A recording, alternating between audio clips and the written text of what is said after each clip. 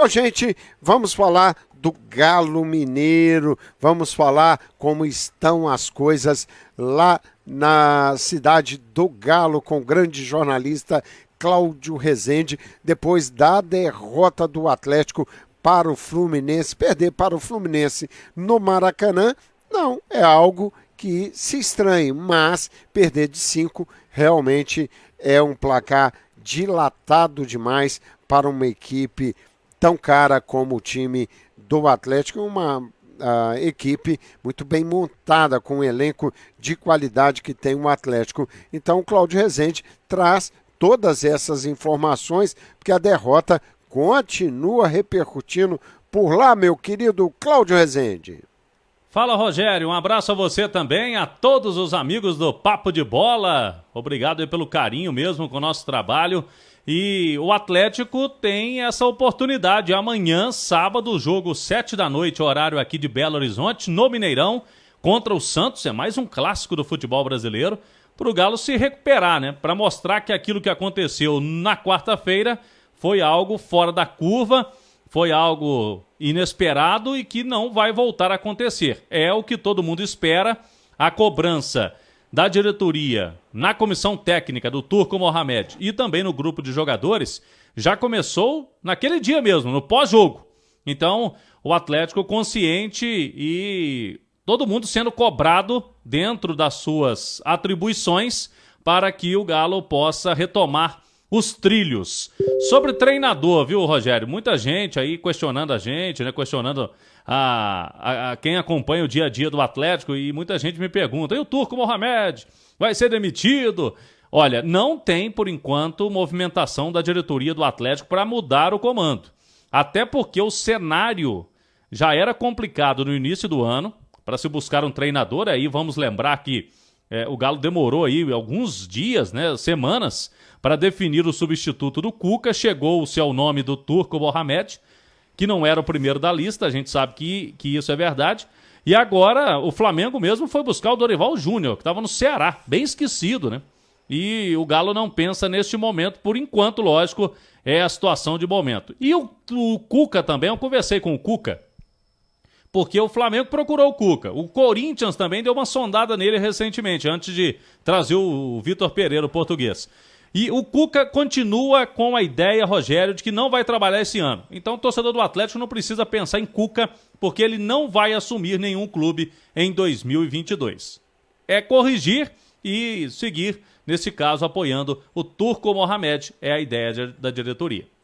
Pois é, meu querido Cláudio Rezende, eu acho que não resta à diretoria do Atlético, nesse primeiro momento, outra alternativa. Cobrar realmente mais empenho dos jogadores, eu acho que é necessário. Mudança de atitude sempre é bem-vindo, mas o time atleticano passa pelo mesmo problema que passam todos os times brasileiros, sem tempo para treinar. Isso é um grande problema. E outra questão que temos que levar em consideração o acontecido nessa derrota para o Fluminense é a grande partida que o Tricolor fez. Lógico que o placar dilatado assusta, mas o Fluminense teve uma noite fantástica, jogou demais o time tricolor. Tudo deu certo para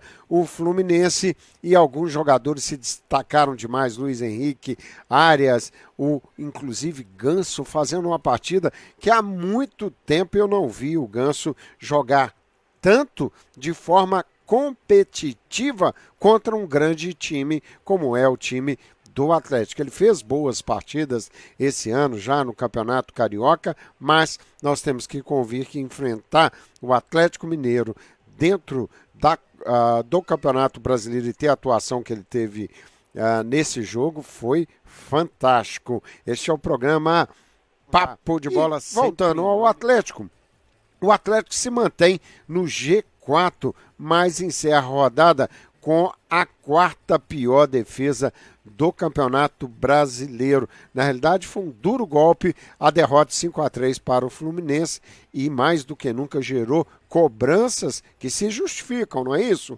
Menos mal para o time foi que não deixou o G4 do Campeonato Brasileiro após o complemento da 10ª rodada.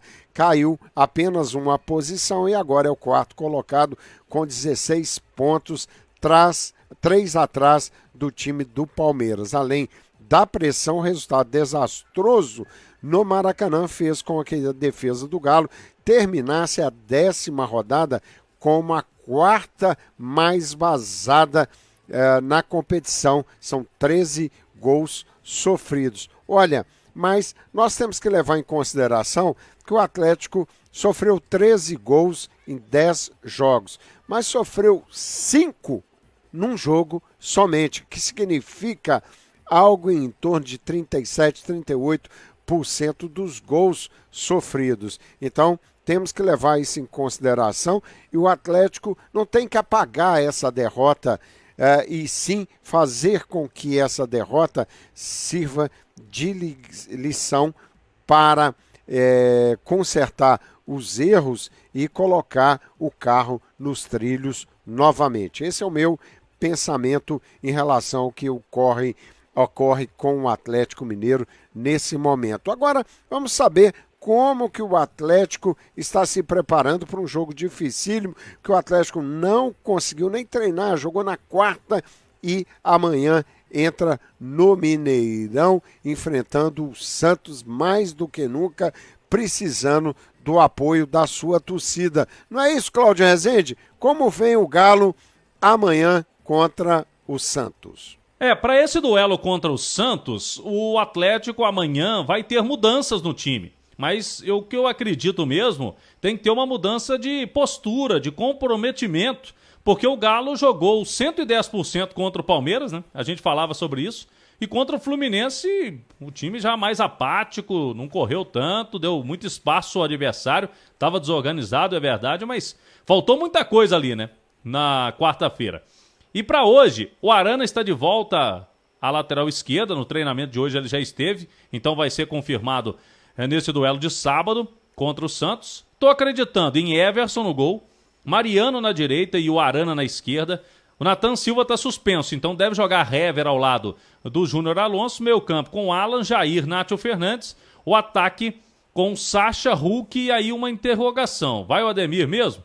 Pode jogar o Keno, que já vai ter mais minutos, ou até o Rubens, né? O garoto que vinha jogando bem ali na lateral esquerda. O último jogo dele também não foi tão bom, mas ele poderia fazer uma dobradinha pelo lado esquerdo com o Arana, o que o Tuco já fez, por exemplo, no jogo recente da Libertadores. Eu acho que não vai fugir disso, mas o Atlético precisa sim, Rogério, dar uma resposta positiva. Torcidas organizadas aqui já estão convocando torcedores para fazer a tradicional Rua de Fogo, que é a recepção calorosa aos jogadores, ao ônibus, na porta do Mineirão. Então vamos ver, a torcida do Galo tem também papel importante nesse momento aí de turbulência do time, porque teremos semanas importantes aí, hein? O Santos amanhã, depois tem o Ceará em Fortaleza quarta-feira, o Ceará que ganhou do América aqui em Belo Horizonte no meio de semana. Depois 2 jogos contra o Flamengo, um pelo Campeonato Brasileiro, no outro domingo, e depois tem Copa do Brasil. Esses 2 jogos contra o Flamengo serão aqui em Belo Horizonte. Ótimo fim de semana para você, Rogério, e a todos que nos acompanham. Obrigado, Cláudio. Bom final de semana. Obrigado pelos seus boletins.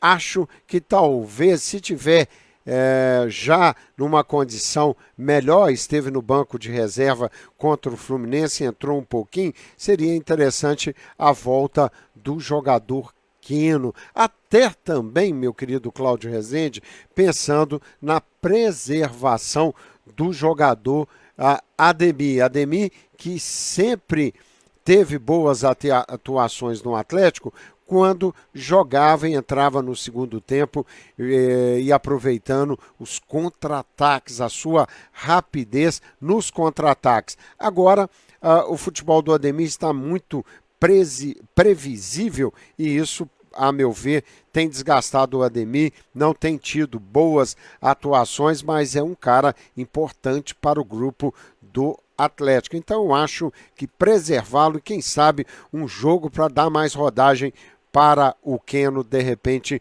começar jogando. Esse é o Papo de Bola, sempre em nome dessa grande low office da Regions Financial Group, Fabiana Menezes.